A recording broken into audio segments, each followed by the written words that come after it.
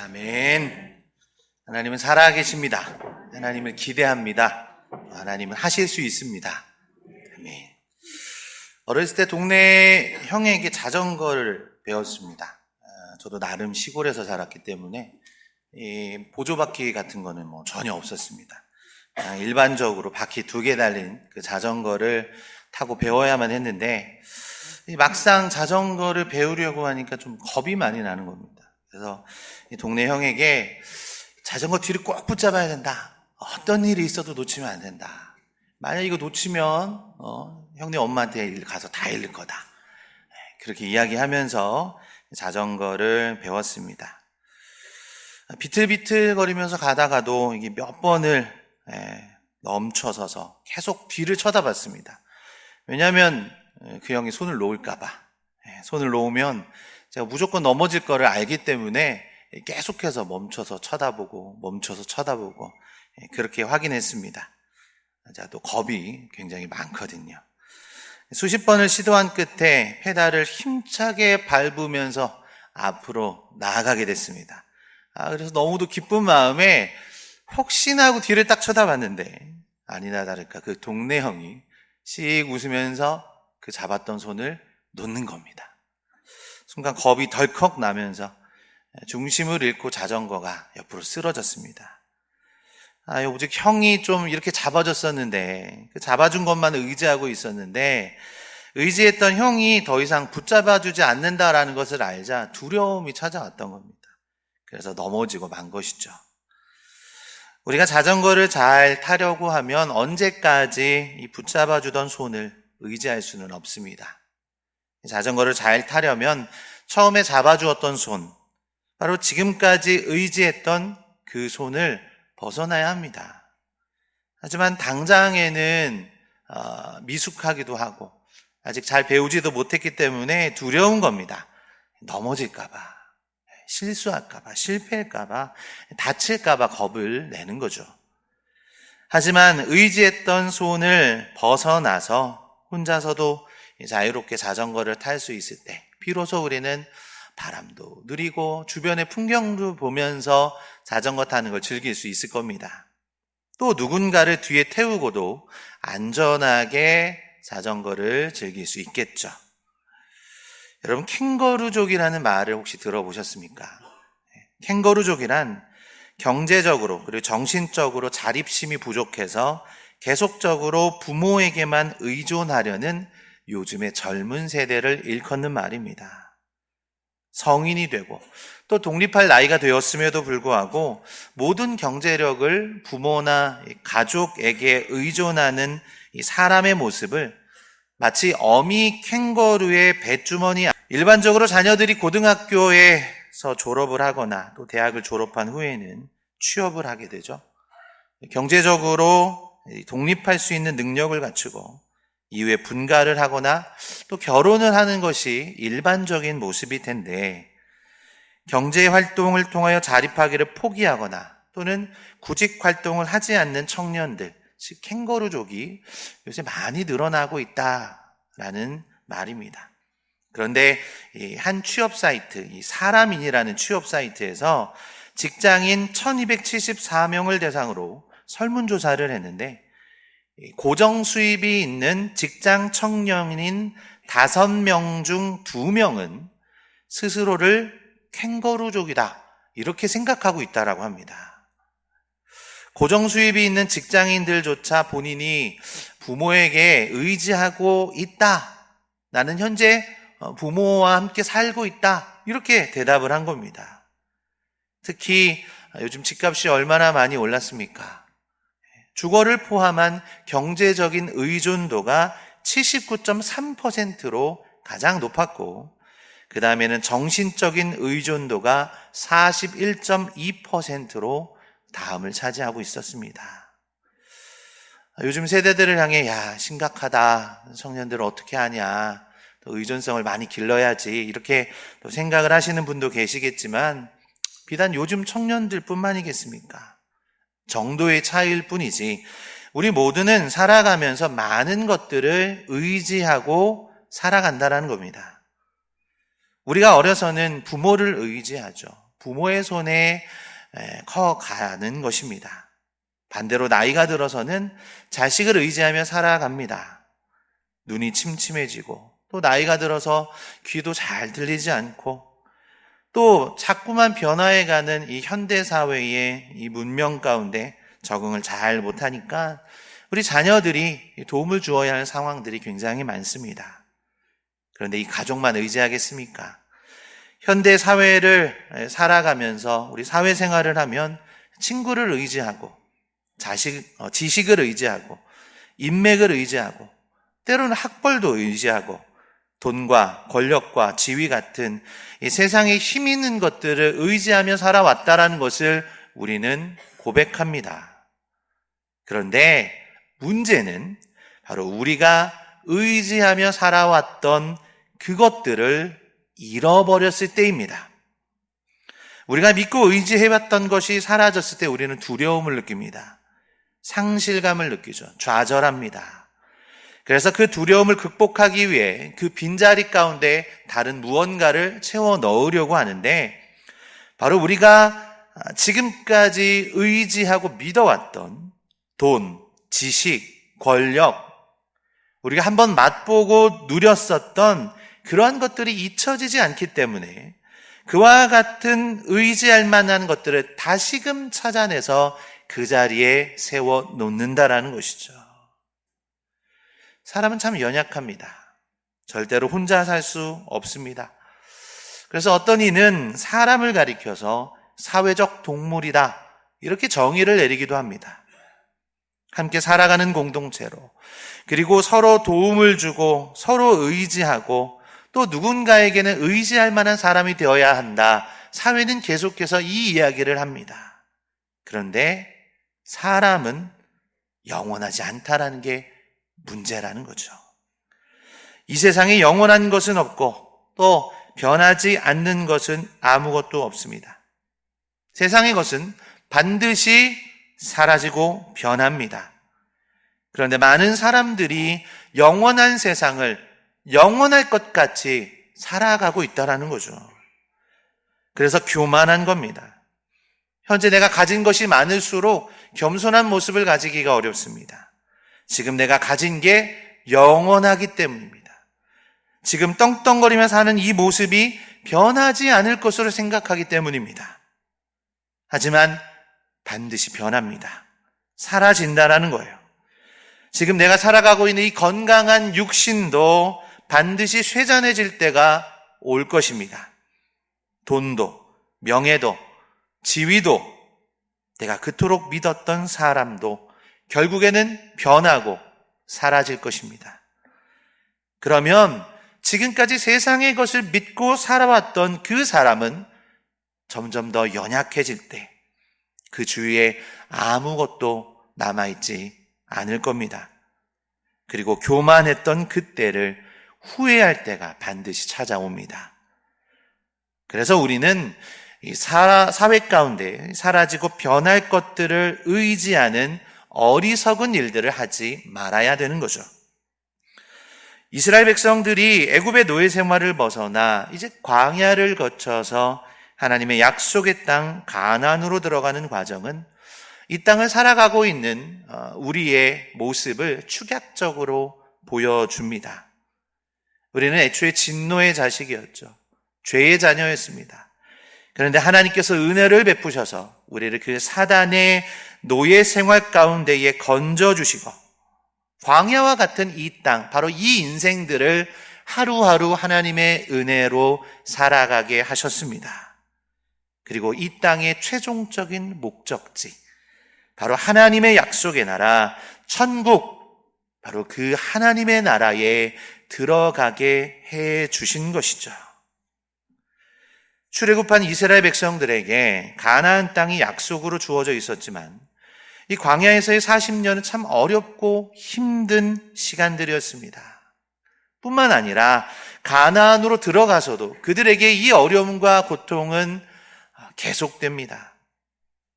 요단강을 건너야 했고 가나안을 들어가니 철옹성과 같았던 여리고성이 그들을 기다리고 있었고 가나안의 7 족속을 몰아내야 했던 상황들이었습니다. 그런데 이 일들에 있어서 이스라엘 백성들에게 가장 큰 의지가 되었고 또 많은 일들을 행했었던 건 단연코 모세라고 말할 수 있습니다. 모세는 이스라엘을 출애굽시킨 장본인이었습니다. 그가 10가지 재앙을 통해 바로왕을 눌렸고 홍해를 가르고 하나님의 역사의 통로로 쓰임받은 바로 그 모세입니다. 뿐만 아니라 하나님은 모세를 통하여 계명을 주십니다. 모세는 바위를 쳐서 물을 내어주는 일도 했습니다. 심지어 모세는 백성들의 시비를 판결해 주는 재판장의 역할도 했었고 그의 지팡이를 통해 전염병이 낫게 되는 일들을 행했던 이스라엘 역사 가운데서 가장 존경받고 지금까지도 가장 추앙받는 이 기념비적인 위인이 모세였다라는 거죠. 게다가 앞으로도 모세가 해야만 할 일이 참 많았습니다. 왜냐하면 좀 전에 말씀드렸듯이 이스라엘은 아직 가나안 땅에 들어가지도 않았고 그 땅을 차지하지도 않았기 때문입니다. 이스라엘의 출애굽의 역사와 하나님의 모든 기적과 그 사역의 중심 가운데서는 늘 언제나 모세가 있었습니다. 이스라엘의 영적 지도자 바로 모세가 우리와 함께 한다라고 하면 우리가 어렵고 힘들 때 모세가 대신해서 기도해주고 우리가 앞이 막혀있는 상황에 놓여 있을 때 모세는 하나님을 통해 일하심으로 우리를 그곳 가운데 이끌어 줄 거야. 바로 그런 기대감들이 백성들에게 여전히 했다는 거죠. 그런데 이제 이스라엘의 위대한 지도자 모세를 떠나보내야 할 바로 그때가 온 것입니다. 2절의 말씀을 보면 내 나이가 120세라 내가 더 이상 출입하지 못하겠고 여호와께서도 내게 이르시기를 너는 요단을 건너서도 내게 이르기를 너는 이 요단을 건너지 못하리라 하셨느니라. 이스라엘이 애굽을 떠나 광야 40년을 거쳐 이제 가나안 땅을 목전에 두었을 때 그때 모세의 나이는 120세가 되었을 때입니다. 보통의 사람이라면 기력이 쇠하고 그리고 아무것도 할 수 없다라고 생각해서 현역에서 은퇴할 만한 나이였습니다. 그런데 신명기 34장에서 모세가 죽었을 때의 모습을 이렇게 기록하고 있는데 그는 눈이 여전히 흐리지 아니하였고 기력이 쇠하지 아니하였더라 이렇게 말하고 있다는 거죠. 자, 모세가 가나안에 들어가지 못하는 이유가 나이가 들어서 기력이 쇠하였기 때문에 그런 것이 아니었다라는 겁니다. 그러면 왜 모세가 가나안 땅에 들어가지 못하게 된 걸까요? 왜 하나님은 가나안 땅에 들어가는 그 출입을 모세에게 막으셨던 걸까요? 민수기 20장을 보면 이스라엘이 신광야 가데스에 머물렀을 때에 그들 가운데 물이 없어서 모세를 원망하고 하나님을 원망하고 모세와 다투었던 사건이 기록되어 있습니다. 그럼에도 불구하고 하나님께서는 그들 가운데 긍휼을 베풀어 주셔서 모세로 하여금 반석에게 명령하여 물을 내라. 그리고 그 물을 저들에게 먹이라. 이렇게 명령하셨습니다.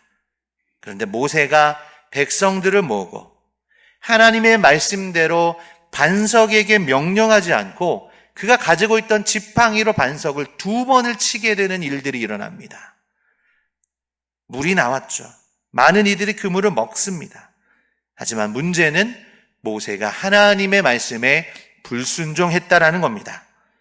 그래서 민수기 20장 12절의 말씀이 그 당시의 상황을 이렇게 분명하게 전달하고 있습니다.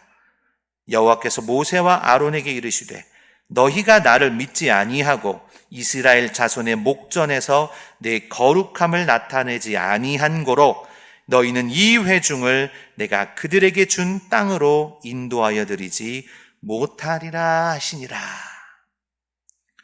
이 사건으로 하나님께 불순종한 모세와 아론 그리고 하나님께 불평과 원망을 일삼았던 가나안 1세대들은 결국 하나님께서 약속하신 땅 가나안 땅에 들어가지 못하게 된 겁니다. 하지만 백성들은 정말로 이 모세가 가나안 땅에 들어가지 못할 것이다라고 믿었을까요? 꿈에도 생각하지 못했을 겁니다. 왜냐하면 이 자신들에게서 이 모세는 사라지지 않을 것 같은 인물이었던 것입니다. 모든 백성들이 그렇게 어려워하고 힘들어할 때 그는 모세는 하나님과 대면한 자였고 백성들의 모든 어려움들을 해결해 주었던 민족의 지도자였습니다. 그런데 이 가나안 땅을 목전에 두고 자신들이 지금까지 의지해왔던 모세를 잃는다? 이러한 생각들은 그들 가운데 엄청난 두려움으로 찾아왔던 것이죠. 지금까지 그 사실을 기억하고 싶지 않았을 겁니다. 이런 두려움과 상실감들은 그들 가운데 엄청난 위기를 초래할 수도 있는 것이었죠. 하지만 하나님께서는 이스라엘을 결코 버려두지 않으십니다. 하나님께서는 이스라엘이 이제 알기를 원한 겁니다. 너희가 의지할 것은 모세가 아니다. 모세도 역시 사람일 뿐이다. 모세도 반드시 죽을 것이다. 너희가 의지할 것은 사람이 아니라 영원토록 변치 않는 나 여호와 하나님이다. 바로 이 사실을 이스라엘 백성들에게 말씀하시고자 하신 거죠. 좀 더 구체적으로 하나님께서 이스라엘 가운데에 하신 일들을 이렇게 말씀하시는 겁니다. 내가 너희를 애굽에서 이끌어내었다. 내가 너희를 구원하기 위해 애굽 가운데 10가지 재앙을 내린 것이다. 또한 내가 너희를 살리기 위해 홍해를 갈랐고 내가 너희의 주린 배를 채우기 위해 만나와 메추라기를 주었던 것이다. 내가 너희의 목마름을 위해서 반석에서 물이 나오게 하셨으며 내가 광야에서 너희를 위하여 낮에는 구름 기둥으로 밤에는 불 기둥으로 함께 했고 너희가 어디로 가야 할지 모를 때 늘 앞장서서 길을 만들었다. 너희가 나를 원망하고 불평해도 나는 너희를 위해 구원의 손을 베풀었다. 너희가 나를 잊어도 나는 늘 너희와 함께 있었다. 너희가 나를 외면해도 나는 여전히 너희를 향해 사랑과 은혜를 베풀었다. 하나님이 이처럼 많은 일들, 아니 정말 모든 일들을 우리 가운데 행해 주셨는데 주를 믿는다라고 이야기하고 내가 하나님을 경외한다라고 말하는 주라고 고백하는 우리가 얼마나 세상에 많은 것들을 의지하며 살아왔냐라는 거죠. 여전히 우리는 사람을 의지하며 살아오지 않았습니까? 여전히 우리는 세상의 것을 의지하며 살아오지 않았습니까? 우리는 지금까지 영원하지 않고 사라질 것들, 바로 그 세상의 것들을 의지하며 살았다는 것을 어느 누구도 부정할 수 없습니다. 이미 하나님께서 우리에게 당신을 의지해야 할 수많은 이유들과 증거들을 주셨음에도 불구하고 우리의 눈이 어두워서 하나님의 일하심을 보지 못하고 우리의 귀가 어두워서 하나님의 음성을 듣지 못한 것입니다. 우리가 의지해야 될 분은 오직 하나님 한 분뿐이심을 믿으시기 바랍니다. 하나님은 지금도 우리를 선한 방법으로 이끄시는 참 사랑의 하나님인 줄 믿으시기 바랍니다. 그 하나님께서 오늘 우리에게 이렇게 명령을 하시는 겁니다. 너희는 강하고 담대하라.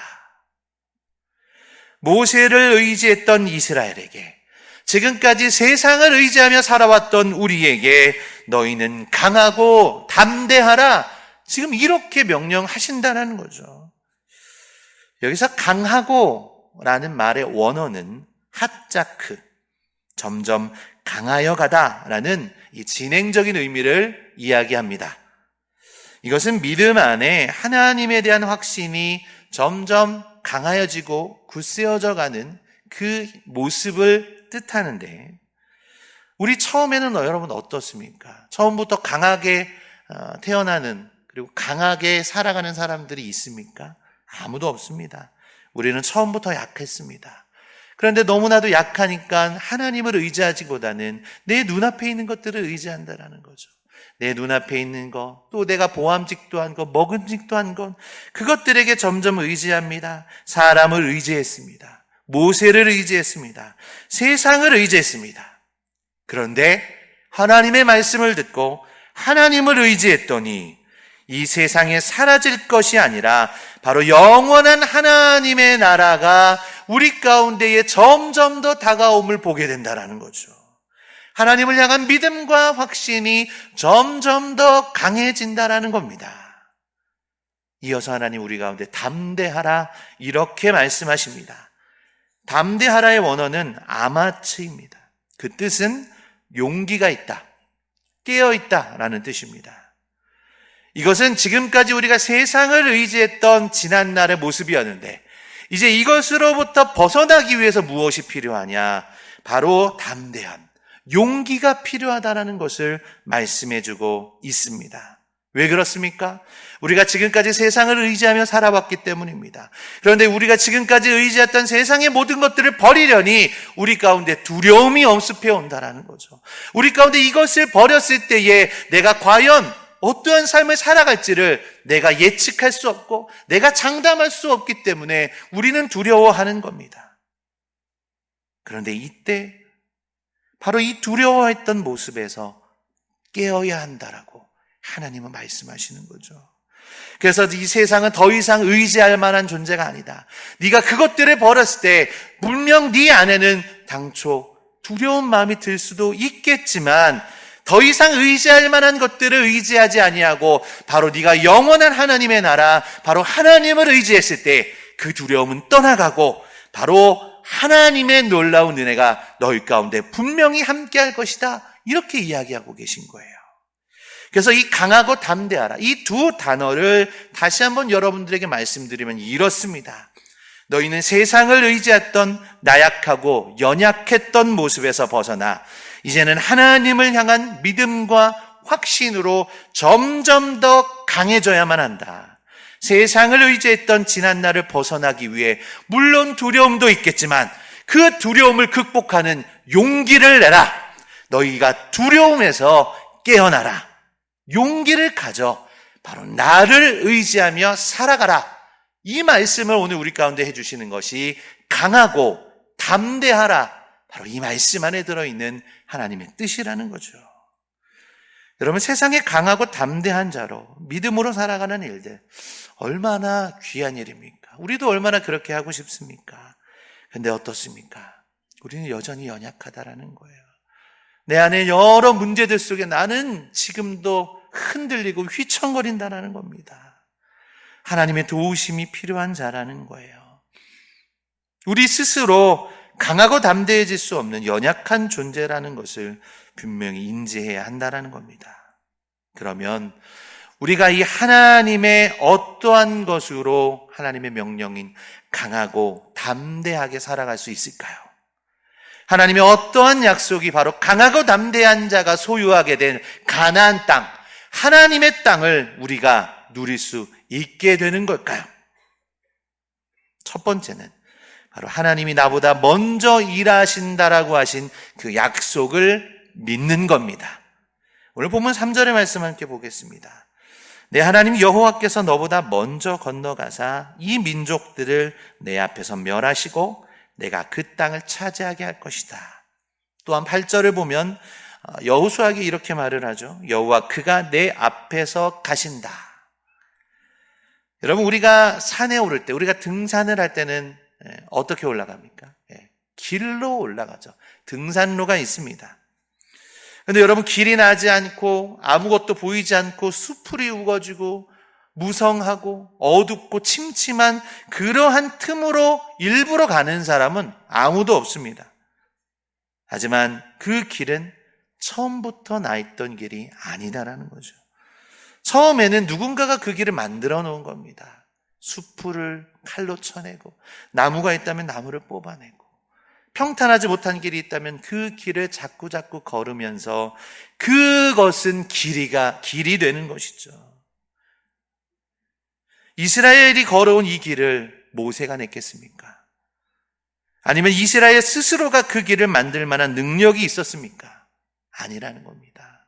광야의 길을 만드시고 사막에 물을 내시는 전능하신 하나님께서 이미 우리 인생의 길의 모든 것들을 앞장서서 길을 만들어 주시고 바로 그 길로 우리를 이끌어 주신다라는 겁니다. 낮에는 구름 기둥으로 이 뜨거운 사막 지형들 가운데 그늘을 만들어 주시며 이스라엘 백성들을 이끌어 주셨고, 밤에는 영하까지 떨어지는 극심한 사막의 추위 가운데 불기둥으로 지켜주시며 이스라엘을 이끄셨던 하나님이십니다. 그 능력의 하나님을 이스라엘이 경험한 것이죠. 그렇기 때문에 모세가 능력이 있어 이스라엘을 이끈 게 아니라 바로 그 모세를 사용하여 주시는 하나님의 능력의 팔이 능력이 있던 것입니다. 그 능력의 하나님이 우리보다 앞장서서 일하시고 우리가 두려워할 만한 모든 상황들을 다스리시고 멸하시겠다, 이렇게 말씀하시는 겁니다. 그렇다면 우리가 그 말씀이 들려졌을 때 우리의 몫은 이제 무엇입니까? 그 이끄심에 감사하는 겁니다. 감사함으로, 순종함으로 우리 예수님이 걸으셨던 그 길을 우리도 걷는 겁니다. 더 이상 세상을 의지하지 않고 주님만 따라가는 거죠. 그래서 우리는 이런 찬송 가사로 같이 고백하지 않습니까? 주와 같이 길 가는 것 즐거운 일이 아닌가. 우리 주님 걸어가신 발자취를 밟겠네. 우리보다 먼저 일하시고 우리를 이끄시는 이 은혜의 하나님을 믿고 의지하시길 바랍니다.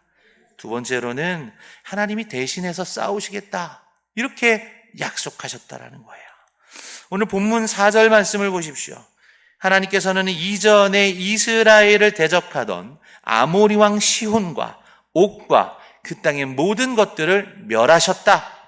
그리고 이제는 가나안 민족들도 그와 같이 멸할 것이다, 이렇게 약속하셨습니다. 그런데 여러분, 이스라엘에게 있어서 가나안은 어떠한 곳이었습니까? 이스라엘이 처음 광야 생활을 하고 이제 가나안 땅에 이제 들어갈 수 있을까? 정탐꾼들, 12명의 정탐꾼들을 가나안 땅에 보냅니다. 그런데 10명의 정탐꾼들이 이렇게 보고를 하는 겁니다. 그곳의 족속들은 너무나도 강했습니다. 그곳의 성읍은 견고한 곳입니다. 그들은 거인과 같아서 그들 앞에 우리들은 메뚜기와 같습니다. 우리는 그곳을 얻을 수 없습니다. 우리는 반드시 그들 앞에 패하고 말 것입니다. 그렇게 두려워하던 곳이 바로 가나안 땅이었다라는 거예요. 여러분, 이스라엘은 전의를 상실한 상태입니다. 그들에게는 싸우겠다라는 의지가 전혀 보이지 않은 겁니다. 설령 붙는다라고 해도 이길 수 있다는 믿음도 없었습니다. 가나안이라는 거대한 장벽 앞에 주저앉을 수밖에 없었던 것이죠. 하지만 그런 이스라엘에게 하나님은 약속하시는 겁니다. 내가 너희를 위하여 대신해서 싸우겠다. 내가 그들을 반드시 멸할 것이다. 너희의 대적들을, 이미 내가 멸한 것들을 너희들이 보지 않았느냐? 전쟁은 하나님 앞에 속한 것이니 너희는 가만히 서서 여호와께서 오늘 너희를 위하여 행하시는 구원을 바라보라. 저는 전방에서 군 생활을 했습니다. 제가 군복무하고 있을 당시에 전쟁이 났을 때의 상황에 대해서 교육을 받았습니다. 전방부대의 역할은 아주 단순합니다. 버티는 겁니다. 끝까지 버티는 거죠. 일단 전쟁이 나면, 북한군이 쳐들어오면 보병이 가장 앞으로 갑니다. 그래서 속히 좀 얘기하는 몸빵을 하죠. 그러면 포병이 뒤에서 대포를 쏩니다. 막 쏩니다. 그리고 예비사단이 밑에서부터 이렇게 쭉 올라옵니다. 그런데 1차적으로 이 형성되었던 전선이 무너지면 후퇴를 하죠. 그리고 2차 전선을 다시 만듭니다. 그리고 보병이 또 앞에 앞장서고, 그리고 포병의 뒤에서 또 포를 쏘고, 또 예비사단이 또 그 뒤를 받칩니다. 계속해서 이런 일을 하는 거죠. 계속해서 그런 식이다라는 겁니다. 근데 언제까지 해야 되냐? 지금은 핵이 그렇게 발달되어 있고 미사일 굉장히 많기 때문에 그렇지 않을 수도 있지만, 하여튼 제가 복무할 당시에는 3일만 버티면 된다, 이렇게 얘기했어요. 3일만 버티면 된다. 왜? 3일만 버티면 태평양에 주둔하고 있던 미국 항공모함이 올 것이다. 그래서 막 비행기 날라오고 막 미사일 쏘고, 미국 본대, 이 본토에서, 미국 본토에서 막 지원이 올 것이다. 3일만 버티면 그렇게 될 것이다. 그러면 우리가 전세를 역전할 것이다. 그런 믿음이 있었어요. 우리가 우방 국가이기 때문에 미국이 그런 역할들을 해준다라는 거죠. 근데 여러분, 강대국이 우리를 지켜준다라는 것만으로도 이렇게 마음이 놓이는데, 세상 만물의 주인이신 하나님께서 우리를 대신해서 싸워주시겠다, 이렇게 약속해 주셨는데 이것보다 든든한 약속이 세상에 어디에 있겠습니까? 천지를 주관하시고 만드시고 운행하시는 하나님의 손이 내 편인데 우리를 대신해서 싸워주시겠다라고 이야기를 하시는데 그곳에 패배가 있겠습니까? 결단코 없습니다. 온전하고 완전한 승리만이 있는 것입니다. 이 사실을 의지하고 믿음으로 세상 속에 승리를 주시는 하나님의 놀라우신 은혜와 승리를 경험하시기를 바랍니다. 마지막으로 세 번째는 하나님이 나와 함께 하신다라고 약속하셨다라는 거예요. 6절 말씀을 보면 너희는 강하고 담대하라. 두려워하지 말라. 그들 앞에서 떨지 말라. 이는 내 하나님 여호와 그가 너와 함께 가시며 결코 너를 떠나지 아니하시며 버리지 아니하실 것임이라. 제가 앞서 말씀드렸듯이 하나님께서 우리보다 앞장서서 길을 만드시고 하나님께서 우리 가운데 대신해서 싸우시겠다라고 하시는 겁니다. 그런데 하나님께서 앞장서서 싸우시고 하나님께서 대신 길을 만드셔서 내게 하나님은 없는 존재이십니까? 그렇지 않다라는 거예요. 하나님은 우리와도 함께 하시겠다 약속하신 것이죠. 어떤 아내가 혼자 운전을 하다가 차가 도로 한가운데에 갑자기 멈춰서는 일을 경험하게 됩니다. 갑작스러운 일에 이 여자는 굉장히 놀랐습니다. 그래서 남편에게 전화를 하는 거예요. 여보, 어떡해? 차가 멈춰섰어. 어떡하면 좋아? 남편은 말합니다. 괜찮아. 내가 보험회사에 다 전화해 놓을 테니까 그냥 나가지 말고 거기 그냥 가만히 있어. 아내가 또 말합니다. 나 보험회사 와도 잘 어떻게 대응해야 될지 모르겠어. 근데 여보 어떡해? 뒤에서 차가 빵빵거리고 사람이 내려서 막 나보고 내리라고 똑똑거려. 너무 무서워. 남편은 말합니다. 괜찮아. 신경 쓰지 마.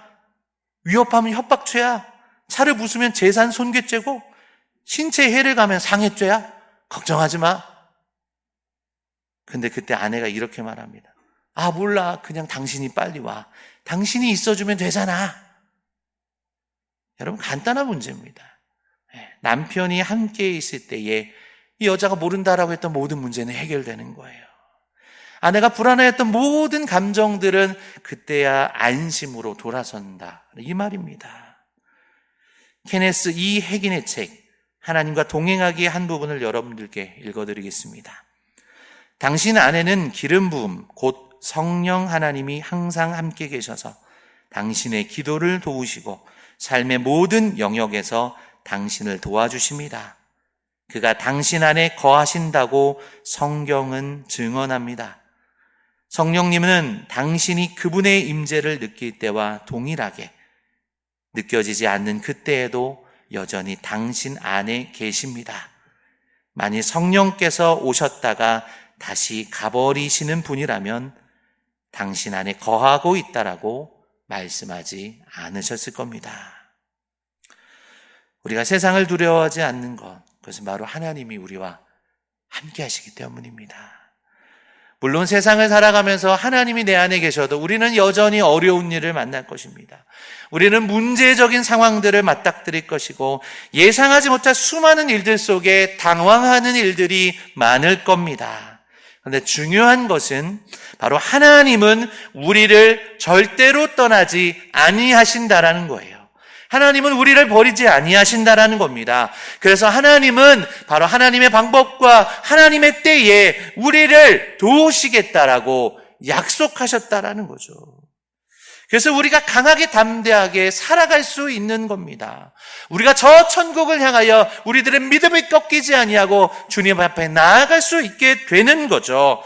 바로 하나님을 의지하기 때문에 우리가 의지하는 하나님이 우리에게 강하고 담대할 수 있는 이유를 주셨기 때문에 하나님의 나라를 꿈꾸며 소망을 잃지 않으며 우리가 견고한 하나님의 나라로 이 땅을 살아갈 수 있다는 겁니다. 하나님은 내가 너희보다 먼저 가서 길을 만들 것이다. 내가 너희를 위하여 대신해서 싸우겠다. 그리고 너희와 항상 함께 할 것이다. 약속하셨습니다. 이것이 우리가 강하고 담대할 수 있는 이유입니다. 더 이상 세상을 의지하지 않고 하나님만을 의지하며 살아가는 저와 여러분들이 다 되시기를 바랍니다. 이제 예수 그리스도께서 모든 약속의 보증이 되어주셨다라는 사실을 믿으시기 바랍니다. 예수님께서 우리를 위하여 십자가에 달리시고 예수님께서 부활하셔 주셨습니다. 바로 우리에게 부활의 첫 열매가 되어주셔서 우리도 이 땅에 살 삶이 아무리 어렵고 이 땅에서 십자가를 지는 것 같은 삶을 살아갈지라도 너희는 부활할 것이다. 너희는 영원한 하나님의 나라를 소유하게 될 것이다. 너희는 하나님의 나라에서 나와 함께 영원한 생명을 누릴 것이다. 우리 예수님이 이렇게 약속해 주셨다는 거예요. 우리 예수님이 이 길을 우리보다 먼저 가셨다라는 겁니다. 강하고 담대하라. 이 세상을 살아가는 모든 믿음을 가진 사람들에게 하나님은 명령하십니다.